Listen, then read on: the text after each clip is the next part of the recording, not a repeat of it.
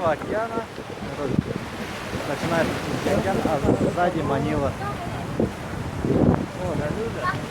Остров продолжается в том направлении. Здесь поблизко островов нету. Поргалей.